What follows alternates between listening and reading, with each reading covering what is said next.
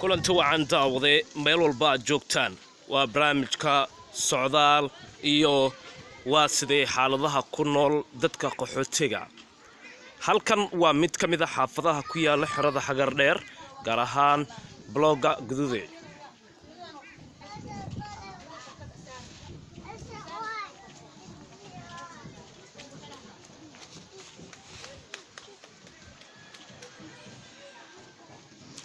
hase haatee daawade waxaynu eegi doonaa waa sidee guud ahaanba nolosha dadka qaxootiga waa mid barnaamij gaar ah inuu ugu talgalnay inaynu si toos ugu tobino barta YouTube-ka iyo Facebook-gaba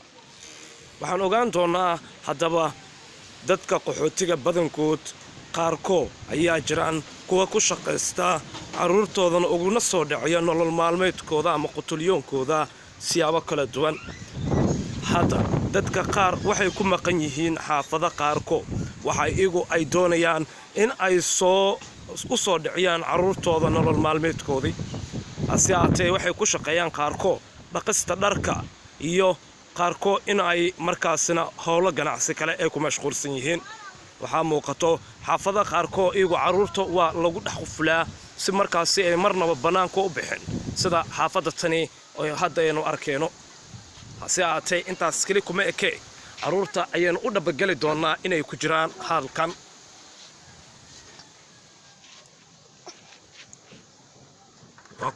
waa sidaad aragtaan hadda caruurtii markii albaabkan dul imid way soo dul istaageen laakiin waxaa jirto inay hooyadood ama aabbahood ay ku maqan yihiin soo dhicista nolol maalmeedkoodii intaas keli ma ahan barnaamijkan waa barnaamij markaasina aynu ugu talgalnay guud ahaanba xaafadaha ku yaala xerooyinka in waqti walba ama subax walbo aynu ku ogaano sidee ku waabaristeen dadka qaxootiga caruurtan qaarkood waalidiintood iyagu sida horeba idinku sheegay way maqan yihiin qaarna waalidiintooda xaafadaha ayay ku sugan yihiin quraacdii ayay diyaarinayaan dugsi ayay ka soo hayaamayaan haddaba daawaday intayna barnaamijkan aynu ku guda jirno waxaad arki doontaa muuqaalo kala duwan iyo sawirro kala duwan oona idin soo bandhigi doono halkaad nagala socotaana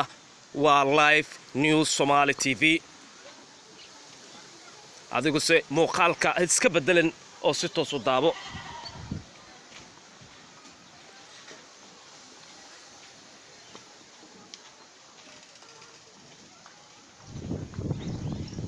halkani waa blogga guduuday sida hore baa idinku sheegay laakiin ma aha mid xiliyadan oo kale jaam sidaan jaam ceenkan uu ka jiro qaarkood iyagu waxaa jirto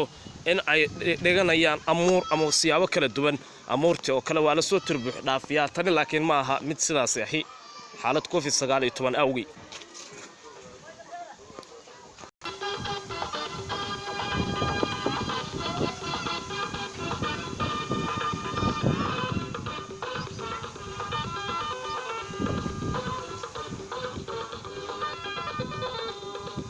daawade barnaamijka qaybtiisa hore intaa haynoo joogto qaybta xiga ayaynu gudagali doonaa hadduu baraali ka noqdo